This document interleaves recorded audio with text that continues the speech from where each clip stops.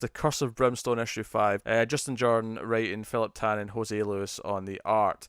Now, I don't remember a damn thing about what happened in any of the previous issues, because everything goes out in one ear and out the other when you start talking about this, but... I'm not going to lie. Go on. I barely remember what happens in the previous issues. I'm going to get the biggest criticism of this issue out of the way immediately, because it opens on it. It opens on the reveal of what it is. So basically, I'll go through most of the book first, and then come back to the first page. Okay.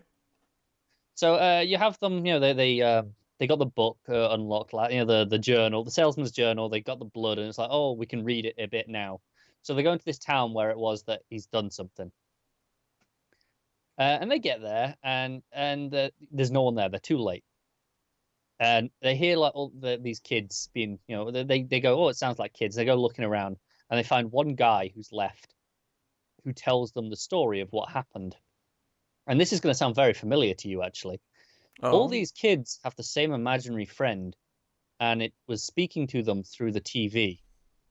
They're sat there watching static. Yeah, and and there's this, I can't remember the name of the character now, but it was talking to them. Slackjaw was what it was called. And then it made the kids kill them. Like, made the kids kill everyone. I'm getting a mix of two things here. Go on. I'm getting a bit of Channel Zero. Yep. And I'm getting a bit of one very bad episode of Star Trek, the original series. Yeah. It's mostly just Channel Zero, season 1. That's basically what this plot is. And which means it's not awful in that sense, because I mean it's kind of an easy in. It's like, okay, I've seen this story. The problem is it's building up the story. It's like, oh, the kids, and they're like, the kids did this, and you see all the kids killing, and then the army of kids come for them. They got like knives and pitchforks and stuff. It's not as creepy as it should be. The real problem is the issue opens. You have one page of this family being scared. This is in the town that they're at, and then you have a double page spread of a bunch of kids coming at them with knives and pitchforks. It starts with, oh, it's the kids doing this, which really undermines the whole thing. I guess they're going for hey, there's a bunch of kids coming to kill us. Let's explain how we get to this point. Well, no, because the kids aren't killing our main characters. Okay. What we're seeing, when I said, oh, our characters, they get to the town too late. Everyone's already dead. Mm-hmm. What we're seeing in the opening is the kids killing all the adults. Like that, and it kind of feels really pointless to show me that and then pretend there's a mystery when they get there and being like, oh, what happened?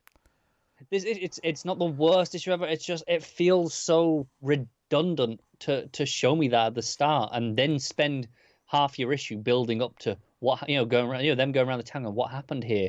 There's no one here. So, oh, sounds like kids. It's supposed to be spooky, creepy mystery. But I saw it at the start. Outside of that opening page, that sounds like a decent little creepy horror story, to be honest. It should be. It's not as effective as it could be. It's really not. I think the kids kind of just look a bit normal with just eyes whited out for the most part. But just they come with the knives and the pitchforks. They look like a classic angry mob. All they're missing is the torches. I don't know.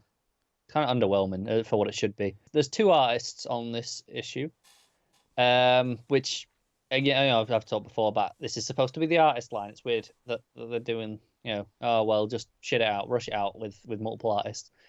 To its credit, I can't really feel. I don't feel the break. I know where it is because it's one of those where it tells you, oh, this artist did these pages, but it feels very consistent. So it's one of the better examples of having 2 artists on a book.